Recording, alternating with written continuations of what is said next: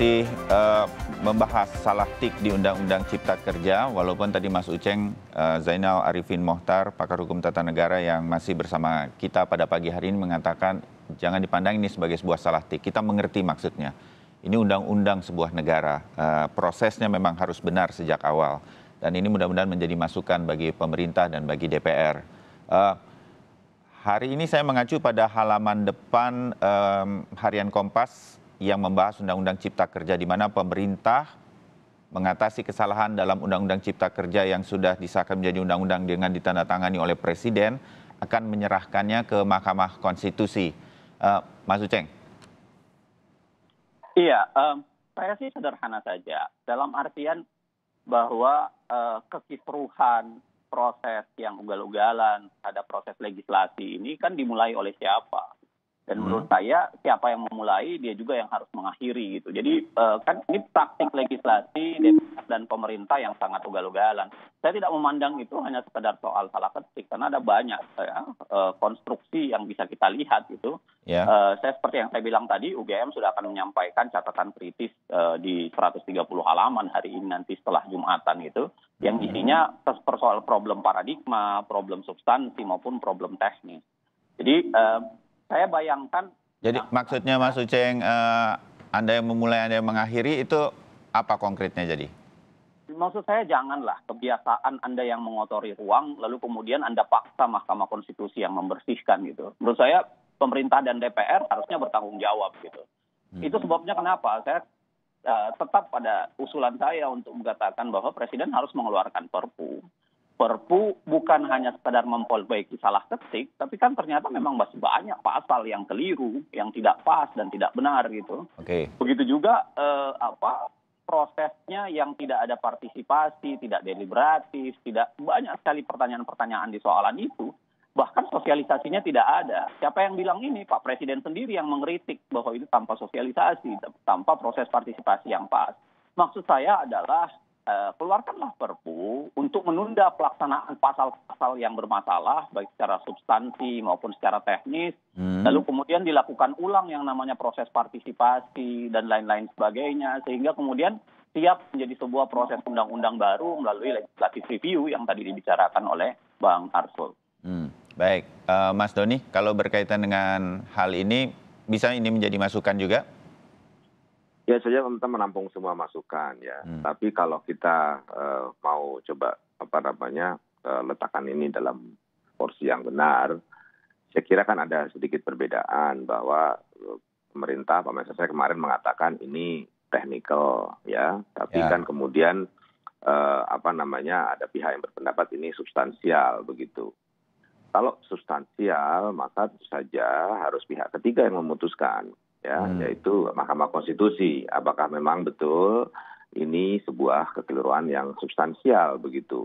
Apalagi tadi dikatakan Bang Uceng ya, ada terkait juga dengan paradigma segala macam. Ini kan sesuatu yang saya kira harus diperiksa oleh Mahkamah Konstitusi begitu. Jadi saya kira tetap opsi yang tadi disampaikan juga sudah dibacakan oleh Mas Bayu di Kompas, itu saya kira opsi yang paling reasonable saat ini begitu ya. Tapi nanti walaupun begitu Mas Doni, saya kalau kita membaca artikel di Harian Kompas ini, walaupun pemerintah berencana menyerahkannya ke Mahkamah Konstitusi harus ada yang melaporkan begitu, bahwa ada sesuatu terhadap Undang-Undang Cipta Kerja untuk kemudian dilihat. Jadi ini apa yang mau diujinya itu harus disampaikan. Nah, ini nanti siapa yang menyampaikan dalam bayangan pemerintah?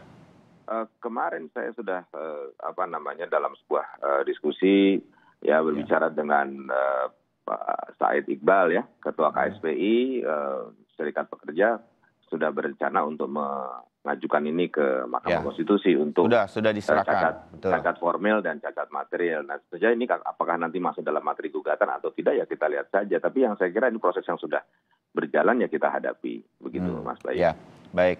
Sementara pakar hukum tata negara Prof. Yusril Iza Mahendra mengatakan ini sebetulnya bisa diselesaikan juga oleh pemerintah dan DPR. Hampir-hampir mirip dengan Mas Uceng, tetapi Mas Uceng mengatakan harus di-stop dulu, undang-undang ini dianggap tidak berlaku dulu lewat sebuah Perpu. Bang Arsul, Anda menilai ini DPR bisa ikut berperan? Kalau iya kan mungkin antara pemerintah dengan DPR karena memang kolega bisa segera melakukan ini. Di Bandung harus ke Mahkamah Konstitusi yang bisa jadi justru lebih lama atau bagaimana, Bang Arsul? Kalau menurut DPR? Iya, jadi yang disampaikan Mas Uceng itu adalah sebuah jalan, sebuah pilihan. Tapi bukan satu-satunya pilihan. Ada pilihan lain yang tadi juga disampaikan oleh Mas Doni, kemudian dikaitkan dengan juga yang disampaikan oleh Prof. Yim, ya. Jadi kalau ada kemudian katakanlah pemerintah itu ingin diselesaikan di MK, ya karena memang terhadap undang-undang ini kan sudah begitu banyak elemen masyarakat yang menyatakan akan menguji, ya. Nah, kalau bagi saya bahkan mestinya artinya ini juga dilihat kembali. Kan nanti maksudnya di MK itu kan supaya terbuka juga apa yang sebetulnya disepakati ya dalam pembahasan dan persetujuan tingkat pertama. Karena kalau tadi disebut naskah yang dibagikan di rapat paripurna, nggak ada itu naskah yang dibagikan di rapat paripurna. Saya ikut rapat paripurnanya kok. Nah ya, jadi itu kembali. Tapi bahwa dalam proses pembahasan dan kemudian juga pengesahan undang-undang ini itu tidak membuka partisipasi publik yang lebih luas, ya, tapi bukan tidak ada partisipasi publiknya. Saya bisa nanti di kesempatan yang berbeda itu bisa menjelaskan dengan siapa-siapa saja, termasuk Presiden bicara dengan siapa, Menko Polhukam beserta Menteri Perekonomian berapa kali bertemu dengan para pihak yang berkepentingan, ya, kemudian Menaker dan lain sebagainya, itu ada datanya. Hanya barangkali Mas Uceng dan kawan-kawan tidak secara khusus diajak bicara gitu loh. Itu saja barangkali salahnya begitu. Ya, tanggapan sedikit dari Mas Uceng mengenai ini. Saya punya daftarnya, 64 kali pertemuan itu lengkap dengan siapa-siapa aja yang Anda temukan gitu. Dan itu tidak mewakili, tidak representatif menurut saya. Karena ini menyasar 78, 79 undang-undang gitu. Tidak representatif untuk itu, jauh dari representatif. Yang kedua, kalau tadi disampaikan tidak ada paripurna, tidak ada draft yang dibagi di paripurna, ya itu termasuk kesalahan formil tentu saja. Persetujuan itu harusnya diambil secara kolektif di paripurna. Tapi yang kedua, kalau Anda bilang tidak ada, lawang yang 905 itu diserahkan oleh Balek kepada wartawan, dan wartawan itu yang men-share. Walaupun kemudian Balek menyatakan bahwa itu bukan draft resmi hasil pasca paripurna. Ya gimana Anda mau bilang bahwa nggak ada ini? Jangan berdebat. Bang Arsul, ya silakan. Jangan berdebat soal halaman. Kalau yang kita itu berdebat substansi, ada nggak berubah? Kalau memang Anda katakan bahwa ini terjadi perubahan-perubahan substansi, norma, atau bahkan politik hukum, buktikan mana yang berubah. Mana yang berubah setelah diketok. Paling tidak ukurannya adalah persetujuan tingkat 1. Begitu loh. Jadi jangan hanya melempar jargon besar saja bahwa ini begini, itu begitu. Buktikan. Dan tempat untuk membuktikan itu ya memang di Mahkamah Konstitusi. Ya, gitu. Mas Uceng, sedikit tanggapan. Ini tanggapan terakhir ya dari Mas Uceng. Saya bisa membuktikan dari pasca paripurna 905 di-compare ke 1035 saja, nggak usah di-compare ke 1187, itu perubahannya banyak. Ada banyak pasal yang hilang, ada banyak perubahan kata gitu, ada banyak kata yang dihapus, ada banyak kata yang ditambahkan. Dulu di situ cuma pemerintah pusat ditambah pemerintah daerah. Jadi banyak tuh. Jadi kalau Anda bilang dari 905 pasca paripurna dicek ke 1035 udah banyak. Belum kalau dari 905 dicek ke 1187. Ya, oke. Sudah canggih. Catatan sekali dicek tuh, di compare dua aplikasi gitu, dicek tuh perubahannya, banyak sekali perubahannya. Ya, Mas Uceng dan Bang Arsul. Proses hal-hal yang kita bicarakan pagi hari ini, terutama Bang Arsul dan Mas Uceng ini kan sebetulnya kemarin dalam proses. Ini kan akan menjadi masukan. UGM siang nanti setelah sholat Jumat akan memberikan catatan-catatan. Mudah-mudahan ini bisa tetap menjadi masukan. Apa yang kemarin terjadi di dalam proses ini. Nah, saya mau angkat nih pagi hari ini.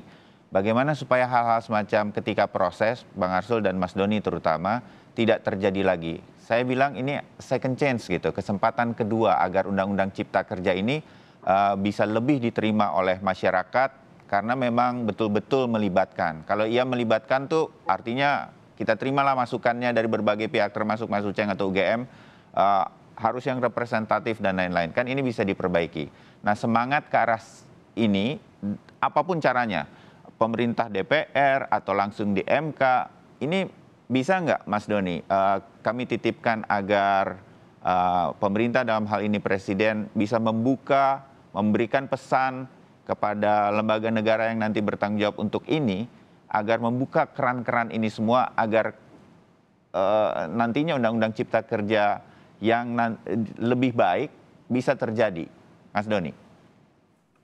Iya, kalau kita ingat ya, Presiden setelah bertemu dengan pimpinan-pimpinan Serikat Buruh ya beberapa bulan yang lalu kan mengatakan bahwa tunda dulu pembahasan untuk buka seluas-luasnya partisipasi publik. Jadi memang Presiden sendiri sangat menginginkan agar undang-undang ini mendapat masukan dari semua stakeholders yang relevan begitu. Jadi saya kira apa yang disampaikan Mas Bayu tadi ya satu semangat dengan apa yang dimaui oleh Presiden begitu Mas. Ya, jadi mudah-mudahan kesalahan yang ada akan diperbaiki dan ini jadi momentumnya. Bang Arsul, semangat DPR juga bisa ke arah sana kan? Bisa kita titipkan ya, ini? Saya orang yang sepakat ya bahwa pembahasan undang-undang itu seyogianya ya memang membuka ruang partisipasi publik yang luas. Meskipun dengan catatan Mas Bayu ya, itu sesuatu yang kualitatif ya. Pengalaman saya di periode lalu membahas RKUHP 4 tahun, begitu banyak kami menerima masukan dari berbagai elemen masyarakat. Pada saat pengesahan ya dibilang juga ini tidak mendengarkan dan lain sebagainya. Padahal di belakang itu ada perbedaan filosofi hukum, ideologi hukum dan lain sebagainya. Jadi bukan persoalan partisipasi lagi. Nah ini juga jadi catatan kami. Ya, artinya di satu sisi memang harus diperbaiki ya ruang partisipasi publiknya, tapi di lain pihak jangan karena merasa tidak diundang satu-satu kemudian menilai bahwa karena kami atau kelompok kami, golongan kami tidak diundang, maka ini sesungguhnya belum membuka partisipasi publik yang luas. Itu saja yang ingin saya sampaikan. Ya, dimengerti. Mas Uceng sedikit berkaitan dengan hal semacam ini kan. Saya mengerti itu Bang Arsul katakan nggak ada juga sebuah undang-undang yang semua orang jadi happy gitu. Nah hal semacam ini dalam Undang-Undang Cipta Kerja kita fokus. Memang undang-undangnya diharapkan menjadi sesuatu stimulus yang baik buat mengangkat ekonomi Indonesia di tengah pandemi dan lain-lain. Nah hal semacam ini kalau Mas Uceng menjadi anggota DPR atau menjadi anggota pemerintah dibutuhkan sebuah undang-undang yang cepat untuk mengangkat ini. Cepat tapi partisipasi publiknya dapat dan segala macamnya dapat, itu bagaimana jalan tengahnya menurut Mas Uceng? Saya tidak secara insinuatif mengatakan bahwa ada orang-orang tertentu yang harus diundang, bukan itu. Tapi intinya itu stakeholder. Kalau Anda bicara soal undang-undang, ya, yang kemudian menyasar begitu banyak undang-undang, ya, membuat ada 1.200 pasal yang terdampak dari 87 undang. Coba list ada berapa stakeholder dari masing-masing undang-undang itu. Bayangkan soal undang-undang lingkungan saja, siapa yang diundang? Cuma 1-2 sektor, padahal lingkungan itu besar. Termasuk sampai kalau soal perizinan, masyarakat adat, itu semua kena dampak. Lalu masa kemudian Anda insinuatif mengatakan karena Anda tidak diundang? Menurut saya itu cara berpikir yang agak kolot menurut saya ya. Kalau kemudian kan dengan cara begitu. Poin yang saya mau bilang adalah, mari pikirkan baik-baik. Ini 187 undang-undang dan 1.200 pasal yang terdampak. Stakeholdernya banyak sekali. Coba dipikirkan lebih representatif. Kalau Anda lihat dari 64 kali pertemuan yang saya baca, itu kebanyakan kan cuma buruh. Apakah memang cuma buruh problemnya? Ya ada 1-2 yang lain. Tapi bayangkan dari 87 undang-undang itu ratusan stakeholder yang seharusnya dilibatkan.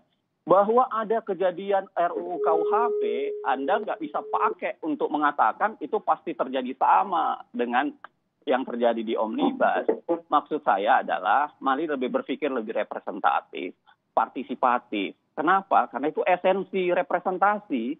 Representasi sekarang, kita memilih presiden, memilih anggota DPR, supaya mereka menjadi representasi kita yang itu lebih deliberatif. lebih partisipatif, melibatkan publik secara lebih luas. Baik, ya. Mudah-mudahan ini semua menjadi masukan. Yang pasti Undang-Undang Cipta Kerja ini akan ada perbaikannya dan sistemnya atau caranya masih kita tunggu sebagai pembelajaran kita semua. Sudah ada berbagai masukan termasuk dari Mas Uceng dan teman-teman dari UGM. Ditunggu siang hari ini masukannya. Saya apresiasi Mas Doni dan juga DPR, Bang Arsul untuk menerima semua masukan ini. Tentu kami berharap Undang-Undang Cipta Kerja ke depan kalau memang harus sedikit lebih lama, tetapi dia bisa lebih diterima oleh banyak pihak. Itu kira-kira titipan kami. Dan jangan ada kesalahan lagi. Itu yang paling penting. Terima kasih banyak semuanya untuk pagi hari ini. Selamat pagi. Assalamualaikum warahmatullahi wabarakatuh. Waalaikumsalam.